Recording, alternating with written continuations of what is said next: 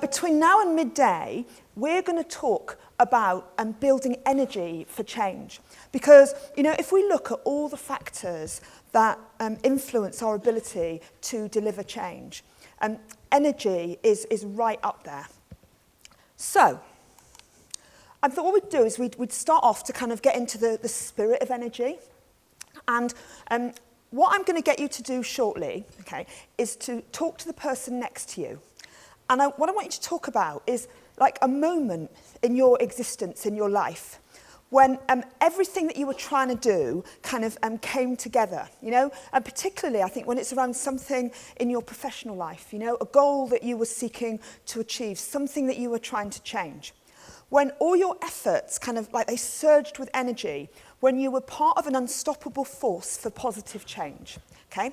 So that's coming, but what I want to do is give you a little bit of inspiration first for this participative task. And what I want to do is like, you know, if we look at history, you know, when are the points in history when, you know, this kind of set of circumstances have happened? And a particular point in history, okay, was the pulling down of the Berlin Wall.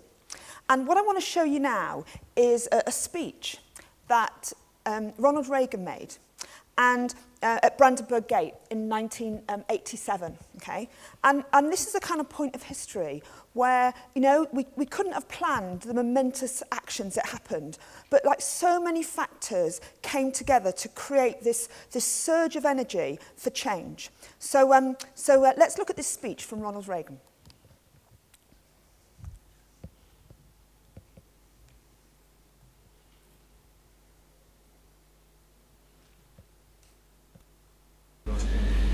We welcome change and openness, for we believe that freedom and security go together, that the advance of human liberty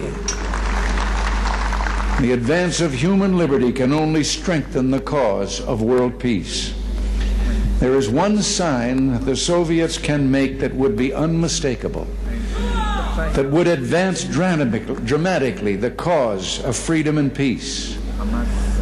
General Secretary Gorbachev, if you seek peace, if you seek prosperity for the Soviet Union and Eastern Europe, if you seek liberalization, come here to this gate. Mr. Gorbachev, open this gate.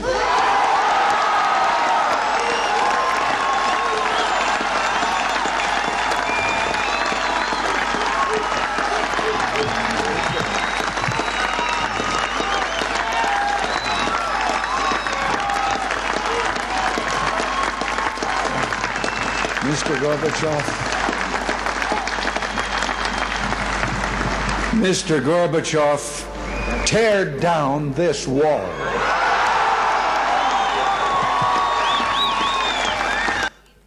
Okay, so, you know, this moment in time, it's nothing to do with the particular, you know, politics of individuals, you know, for the reason why I've chosen this clip. But, you know, it was about acts of brave leadership and an energy that was happening around wider society that led to this momentous occasion. So what was your moment, okay, that was, you know, where you tore down the walls, okay? What was your open the gate moment? So talk to the people next to you and tell us about a time when you surged with energy and positive things happened. So over to you. I think we all have got, you know, tear down the wall moments. We've all got Gorbachev moments. And, you know, one of mine was on the 13th of March 2014, which was the second year we ran an event or an initiative called NHS Change Day.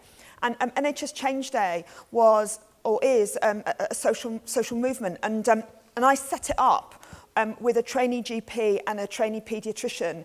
And the three of us got together one day and decided that we wanted to set up a social movement to transform the English National Health Service.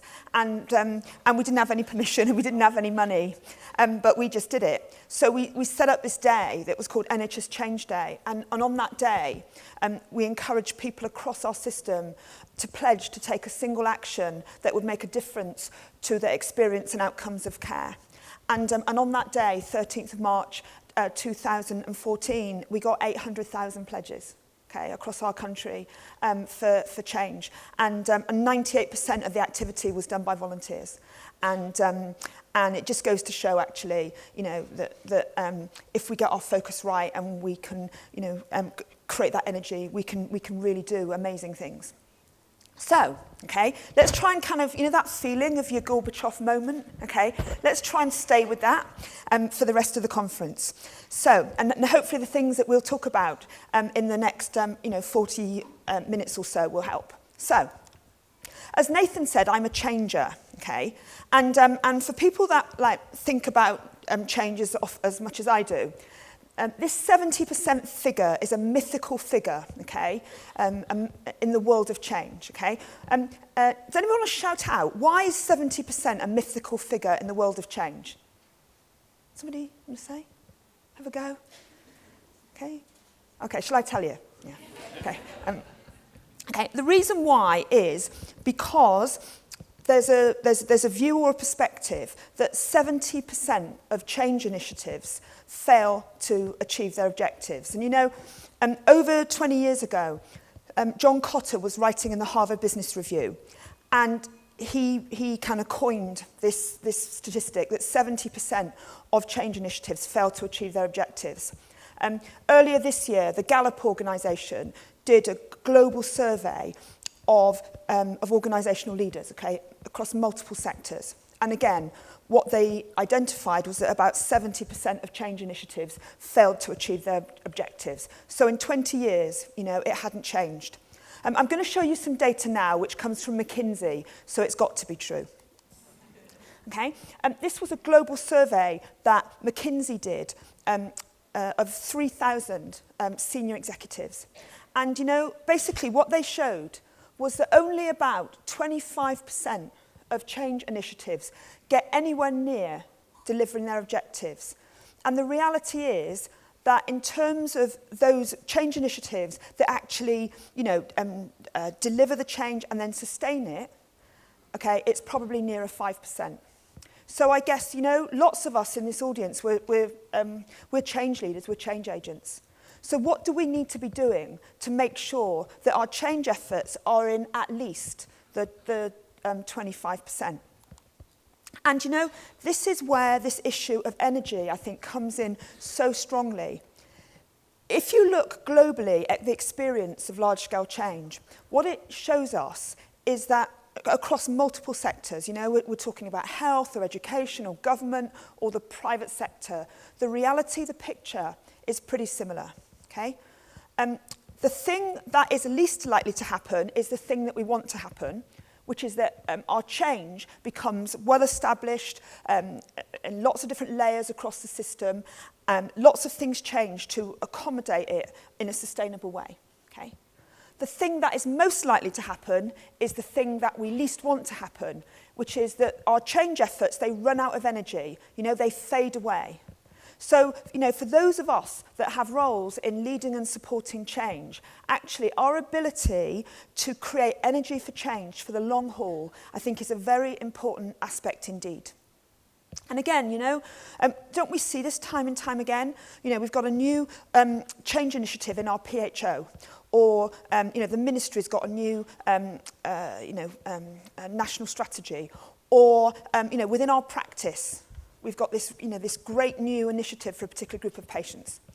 And then what happens is, to start with, people are really enthusiastic and positive, and there's loads of energy.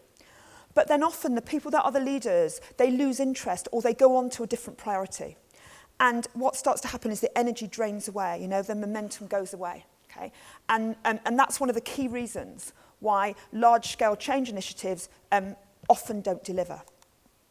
So, let's think about this from like maybe some different perspectives on change.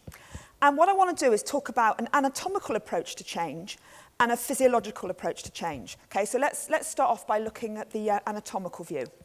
Okay, so when we talk about an anatomical perspective on change, what we're talking about is, what the thing that we're trying to change, like the system of care delivery or the structure or the processes of care.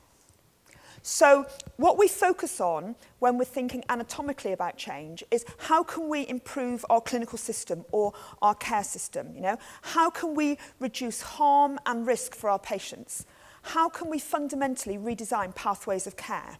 And, how can we standardise what we do to take away the unwarranted variation? And we focus a lot on metrics and data and measuring. And anatomical aspects of change are really important. But we also need to think about the physiological.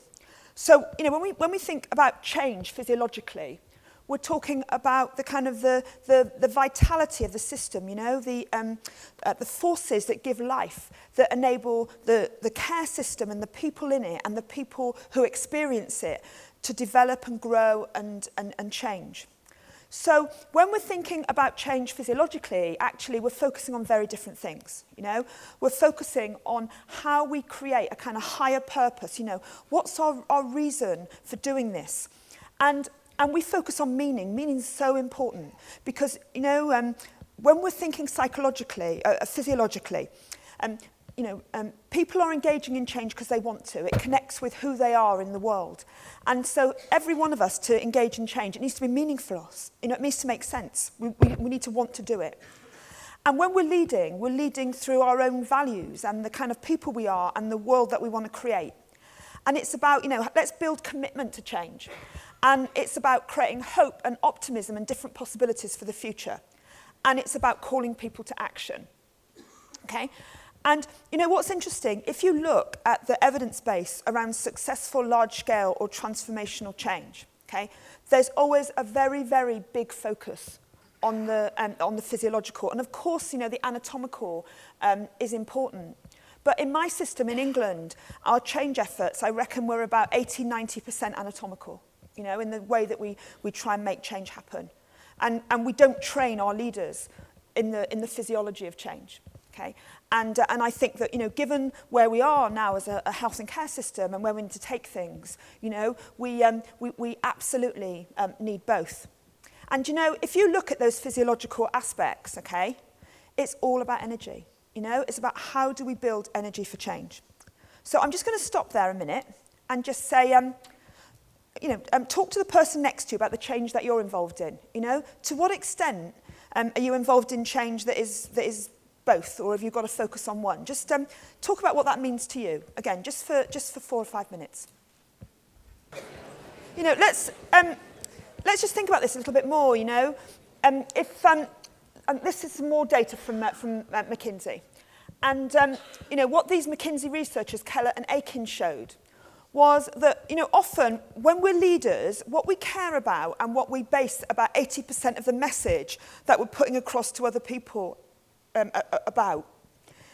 It doesn't tap into about 80% of the motivation of the workforce to put an effort into the change programme. So it's really shocking, We're putting these messages across. And in a sense, because we're focusing much more on the anatomical than we are on the physiological and the meaning making, it just goes over our heads. And this comes from a guy called Ron Weil from the Netherlands.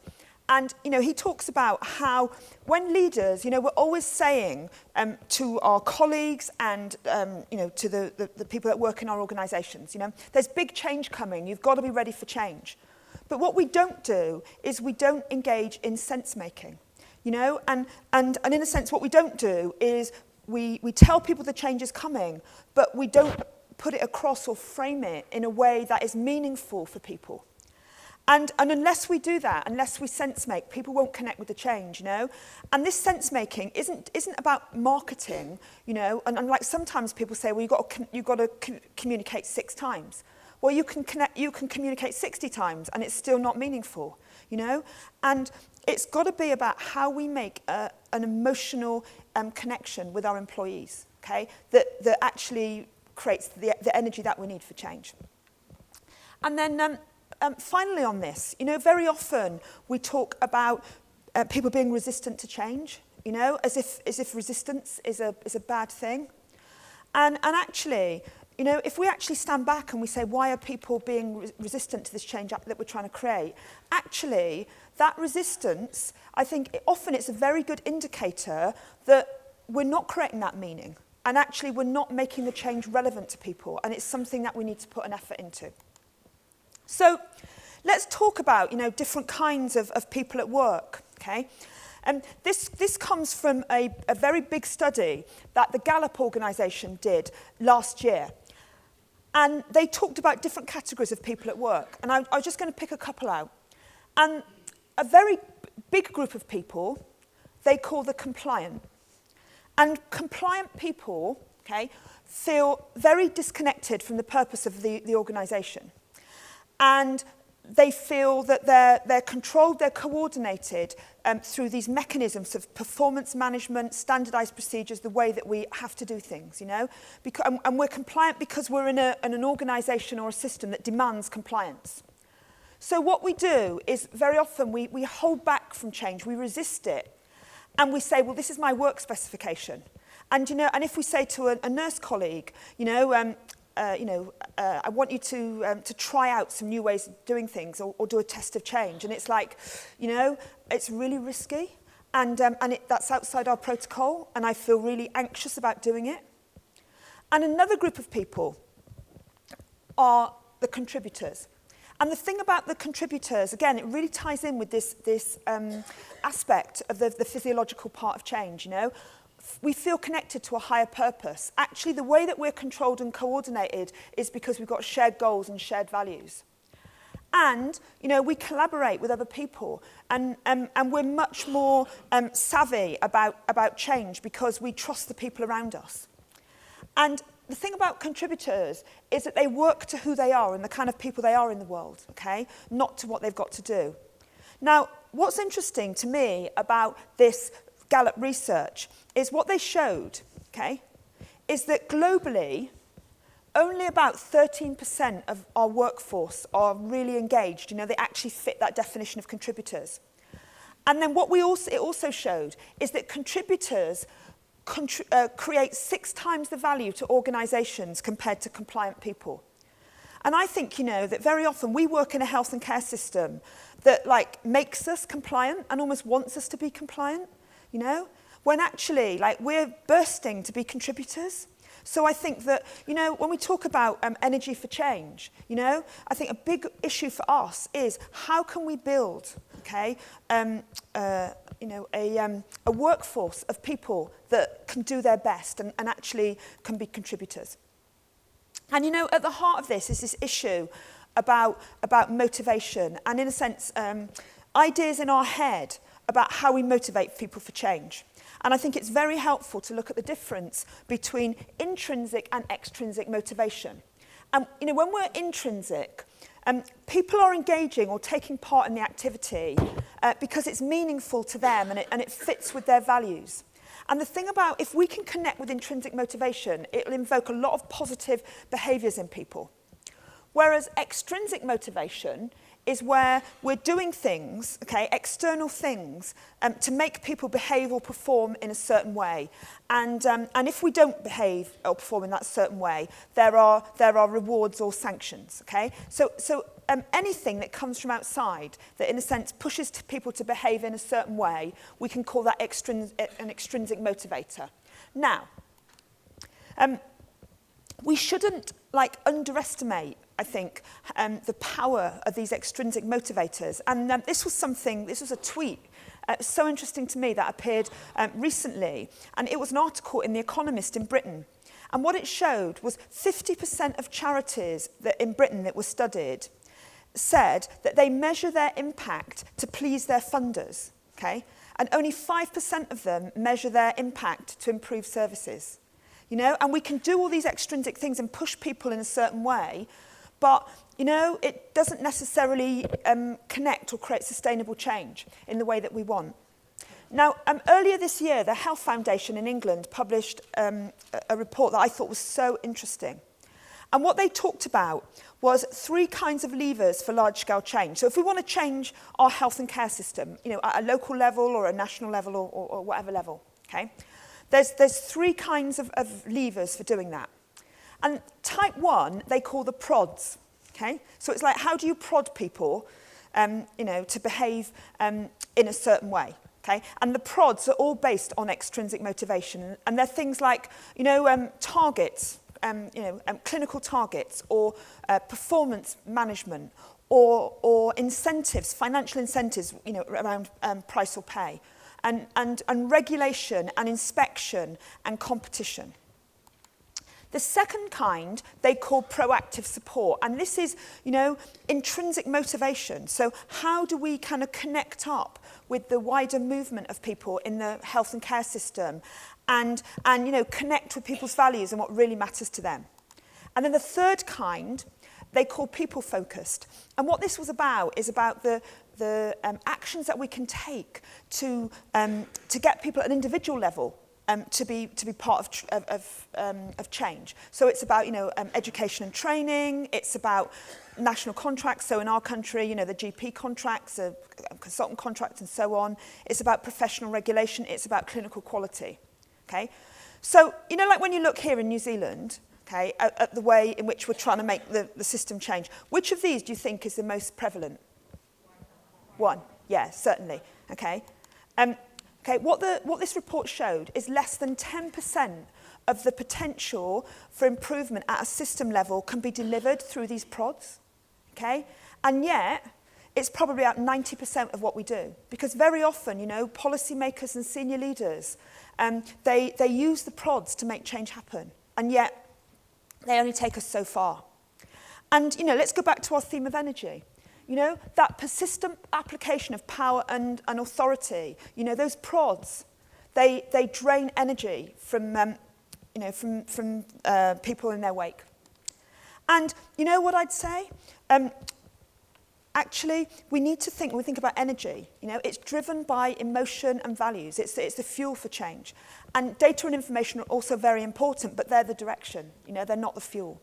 So what research shows us is that in terms of almost any factor affecting an organisation, the level of energy, okay, can make the difference between an organisation that is amazingly productive and positive and an organisation that is imploding on itself. And there's a lot of evidence around to show that the impact of energy. Okay, this comes from some Swiss researchers, Bruch and Vogel, Swiss-German researchers, and what they show, okay, based on a very, very big database, is that organisations that have got this high productive energy, they score higher on almost any, on every single component of organisational performance. So my little team in England, we've been doing a lot of work around energy for change because it just seems to us it's a very, very helpful focus, if you like, to accelerate and kind of turbocharge our change efforts.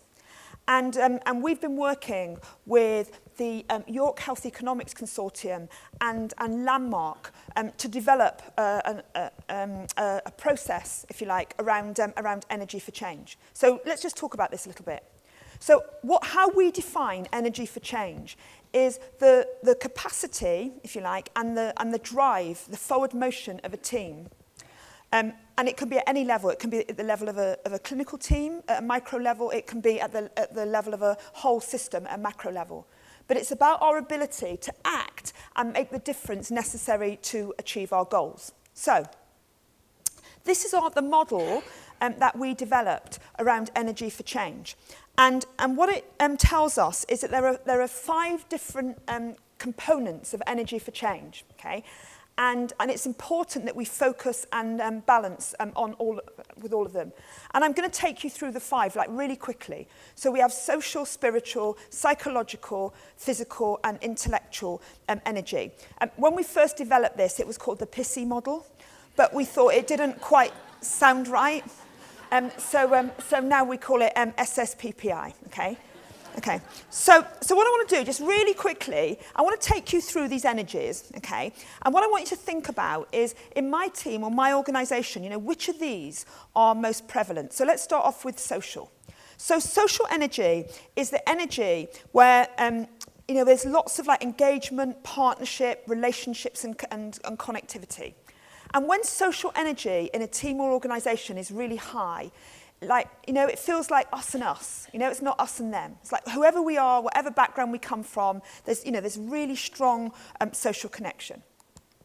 The second kind of energy is spiritual energy, and it's not spiritual in the religious sense.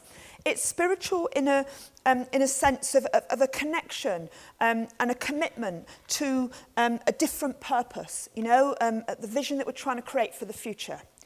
And when spiritual energy is very high, people are confident, to walk forward into a different kind of future, okay? So if we're trying to, when we're talking about transformational change or radical change, it's really important that we build strong spiritual energy so that people are willing to move towards that different future.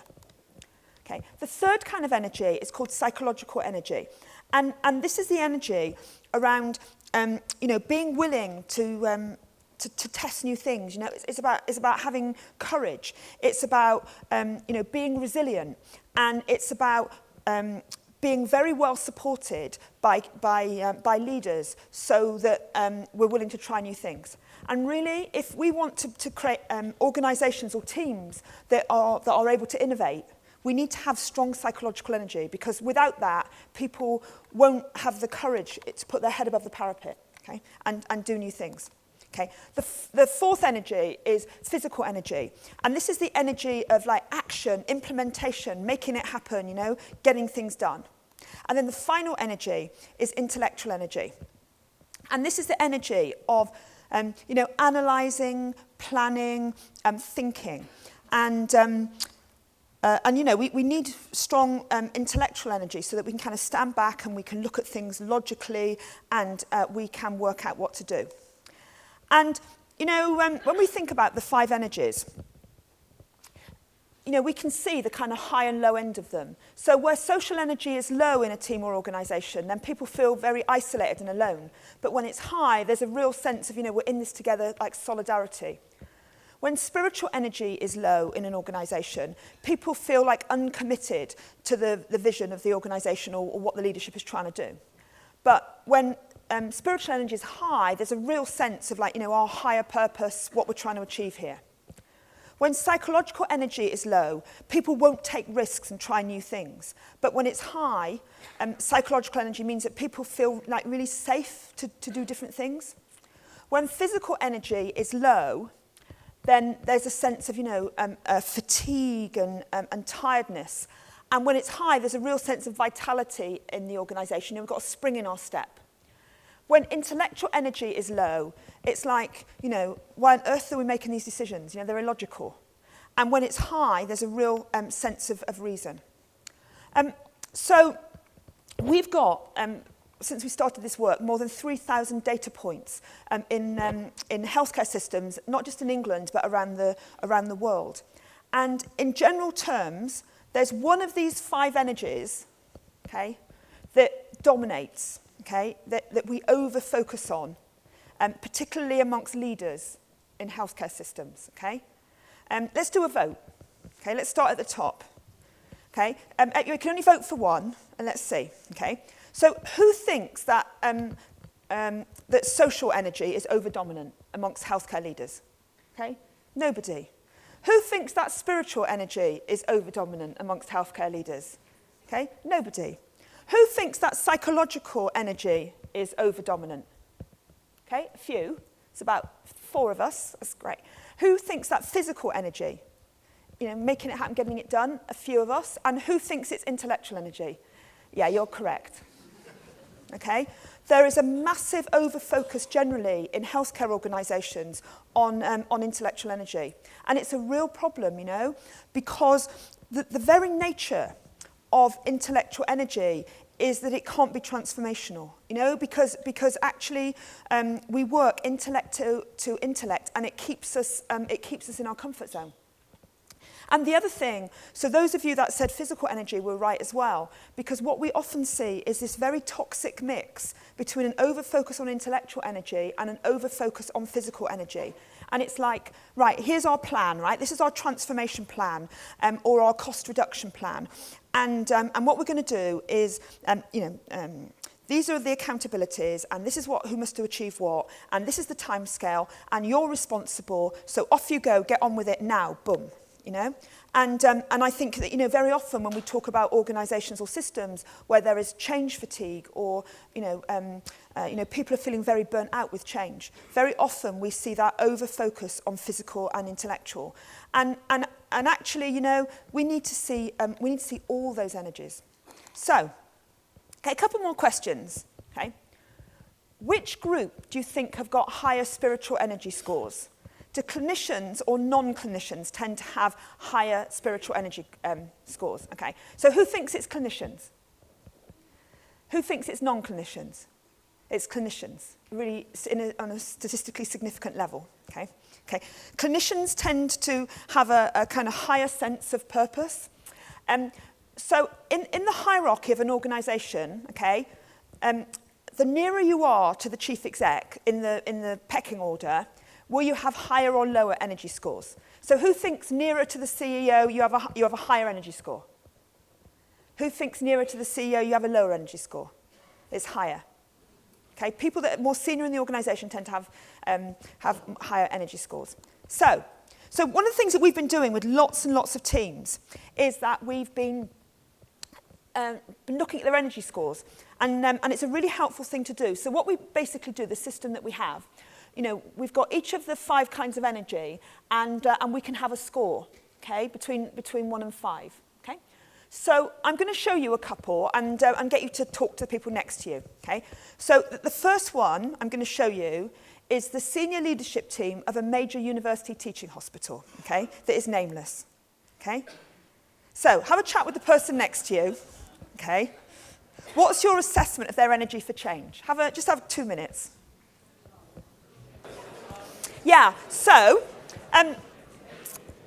we see this profile a lot in organisations like this. So, very, very high on intellectual and physical.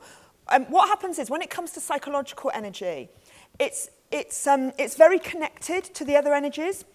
So here, where social energy is very low, so we don't have strong, trusting relationships, and spiritual energy is low, so we don't have a sense of, a strong sense of kind of direction that people have bought into, it also means that psychological energy will tend to be low. But, working in this way, what it does, it gives us a kind of language that we can talk to teams about and they can focus on. I'll show you another one now.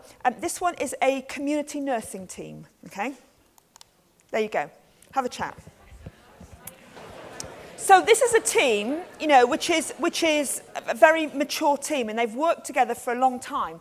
And you can just see how high they are on social energy because they look after each other, they cover each other's backs, and because their social energy is so high, people feel safe, so psychological energy is high, and they're doing a lot of work, in terms of physical energy. They're out there, they're making things happen, and they're getting on with things. But their intellectual, energy around, how they organise and the logical basis on which they work isn't there. And in terms of spiritual energy, they haven't got a sense of, direction. But again, there's lots that this team can do. Okay, to build that sense of purpose, to build in more planning and thinking processes. So just going to say to you now, okay, where do you think your team is? So just have a couple of minutes, okay? Okay, I'm going to move us on. By the way, all the slides and all the links will go on the college website, so you can play with this some more. So we're just having a little taste of it today. So actually, when we think about leadership, I think it's not about all this kind of bravado, intellectual energy stuff over-focusing, making clever decisions and doing bigger deals. Actually, I think leadership's about helping release the positive energy that exists naturally within our people. And I think, like now, there's never been a point in the history of healthcare where this has been more pertinent. So, at the heart of this, at the heart of energy is this issue of being able to build shared purpose. This is a quote from Edgar Schein, who's a sort of guru on organisational change. And he says, you can't impose anything on anyone and expect them to be committed to it. I think somebody should have told our clinical workforce that 15 years ago before we got into target culture in the way that we did. And I think, again, it's really helpful to think about what's our approach to change. Is it about commitment or is it about compliance? And again, this really ties in, I think, with what I talked about before in terms of anatomical and physiological. So if we have an approach to change that's built on compliance, we say this is the minimum performance standard that we want everyone to achieve. And again, how we coordinate and control, we use hierarchy, we use performance management systems, we use standardized procedures. And the nature of compliance is that, if we don't comply, there is a consequence. So there's a threat of, a penalty, financial or otherwise, or a sanction for the organisation, or shame. And that creates momentum for delivery. Okay? Let's contrast that with an approach to change that's built on compliance. Okay? When we talk about compliance, we say this is the collective goal that everyone can aspire to. So whether we're a patient or a community member or a frontline clinical worker or a senior leader or a board member, this is our collective goal. Okay? Kind of strong spiritual, social energy. Okay? And we coordinate and control through shared goals, shared values, and a sense of shared purpose. And it's that commitment to that common purpose that creates energy for delivery. And I think it's why it's so important in our organisations that we're addressing this imbalance between, on the one hand, intellectual and physical energy, and on the other hand, social and spiritual. We just need to get into a better place of balance. What's interesting? Again, if you look at the history of the world, what we see time and time again, those organisations and teams that have been able to develop extraordinary change, extraordinary improvements for their patients, okay? It nearly always comes from a place of commitment. I don't think there's really any evidence anywhere in the world of an organisation or a leadership team that have been able to deliver radical, large-scale, sustained change via compliance. Okay? A few have tried, certainly in our system, but it just doesn't create sustainable change. And guess what? If we start from a place of commitment, and really build this, really building that social and spiritual energy, it's a heck of a lot easier to do compliance, because the key performance indicators have got meaning because they're part of a bigger goal.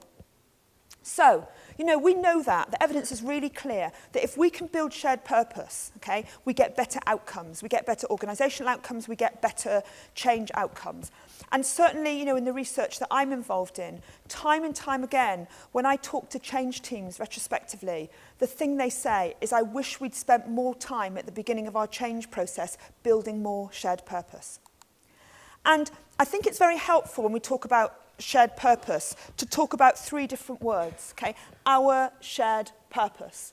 So first of all, we need to think about the our. Okay, who needs to be part of the our, who is the us and us? Okay? And it's the people that define the benefits, it's the people that will have to deliver the change, the people that will be impacted by the change. All need to be part of the our.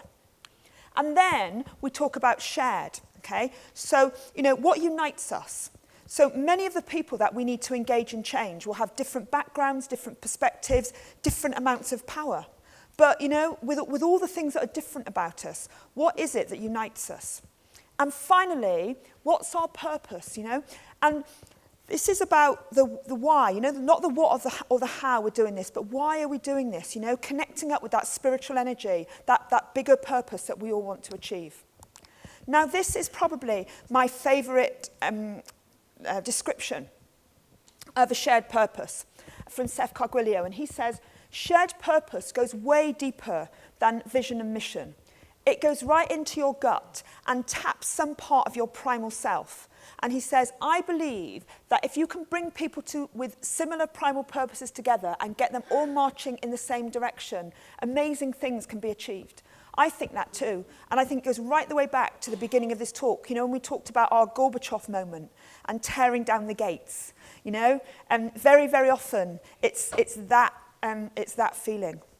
And I just want to put like one practical example in really around the power of shared purpose. And the one I chose was a change initiative in England that was initiated by the National Patient Safety Agency, and it was called Matching Michigan. And basically what had happened was the state of Michigan in the USA, clinical organisations had got outstanding, amazing improvements around clinical line infections. So what the National Patient Safety Agency in England decided to do was to sign up 17 healthcare organisations to match Michigan. And you know, at the end of the day, only one of the 17 matched Michigan. And you know, I mean, I just took this from the evaluation of Matching Michigan, you know. The most important influence on the response to the programme by the individual units that took part in it was the extent of consensus and coalition amongst the senior medical and nursing staff on individual ICUs. And, you know, it's like the ability to build shared purpose, okay, was the most important thing. And this was one of the consultants, and they said, I think it's been successful because it's a unifying programme. It's one of the few things we've done that hasn't just been a doctor thing or a nurse thing. It's involved the doctors and nurses together. And so, you know, this whole idea of, you know, really putting a lot of effort and energy into building shared purpose, I think, is critical. Now, when we talk about shared purpose, I think that one of the biggest dangers that we face is replacing shared purpose with de facto purpose. And I see this time and time and time again in healthcare organisations. You see, as leaders, we're signal generators, and we're sending messages out all the time around what matters. And you know, if we keep sending out messages to say that the things that matter are hitting this improvement target or performance target, or reducing cost, or eliminating waste, or achieving our goals within a timescale, or complying with an inspection or regulation regime, okay? If actually as leaders we're sending messages out to our workforce to say these are the things that matter most, then these things become the de facto purpose, okay? And they destroy the shared purpose. And it's one of the most toxic things that happens in healthcare organisations. And if we haven't got a clear shared purpose, and it isn't shared, then it's very easy for one of these other things to become the de facto purpose. So, anybody know what this is? Anybody read some tweets about this yesterday? Okay. I'll tell you what this is. It's a purpose observationometer. Okay. And so I like to tweet. And one of my favourite people on Twitter is a police officer called Simon J. Guilfoyle. And he's a police inspector, so he's like a jobbing police inspector in his uniform, but he's also a systems thinking genius. And the thing is, he's a real boat rocker, you know, rocks the boat, but and challenges the system all the time, but they kind of like him, so they let him do it. And yeah, he invented this. It's called a purpose observationometer. And basically what happens is the true shared purpose goes in the machine at one end, and it goes through the purpose observationometer, and the de facto purpose comes out the other end. So I'm going to show you some examples of this, and these are English ones, okay? So just sort of bear that in mind. But I think the same thing happens in New Zealand. So Simon Guilfoyle is a police officer, so the first example is the police, okay? So at one end of the purpose observationometer goes the shared purpose, okay? So, you know, this is the concerned citizen. You know, please catch the person who burgled my house. Okay, it goes through the machine, and what comes out the other end? We can only afford another 4.3 burglaries per day for the rest of the month, otherwise we'll hit the reduction target. Okay? So, does that happen here? Yes. Yeah, okay. So education, you know, so the parent says, you know, I want my child to learn so that, you know, my child can have a wonderful life and, you know, and great health and all the rest of it. And then it goes through the machine, and what comes out the other end? Schools should be ranked in league tables according to the proportion of students who attain certain exam results. And of course, it never happens in healthcare, does it? So this one here is about emergency rooms. Okay, so you've got the concerned citizen, the consumer, who goes into the emergency room, you know, in a with chest pains, okay, and like, please help me get better. You know, am I having a heart attack? And what comes through the machine? A 95th percentile of emergency room patients must be admitted, discharged, or transferred within 4 hours of arrival in the department. You know, yeah. And it's what we keep doing. And in a sense, you know, and what we're doing is we're kind of destroying the potential for social and spiritual energy when we do this. So, just coming to the end. This quote by Dov Seidman wasn't written about our world of health and care, but it should have been, you know. The last era of management was about how much performance we could extract from people. Okay? The next has to be about how much humanity we can inspire. It's the only way. It's absolutely where we have to go. And just a couple of other things to say. If you want to connect with us, then you know, we'd love that. And one of the things I just put on your chairs is my little team. We run a knowledge hub, a free knowledge hub that's called The Edge. And we go all around the world and we identify some of the kind of most leading edge thinking around transformational leadership and being a change activist and spreading change. So if you want to write in a way that we can understand, to put your email address on those cards, we'll take them back to England and we'll sign you up. And again, there's, you know, lots of material here. But, you know, just to say that I think focusing on energy, okay, is a very, very helpful way of making effective change happen. And I think that, you know, we have a workforce that's brilliant. You know, we have a consumer body that's brilliant. So, you know, let's focus on how we can liberate that energy, you know, how we can build those people to be the committed, not the compliance. And then actually I feel pretty hopeful. So thank you.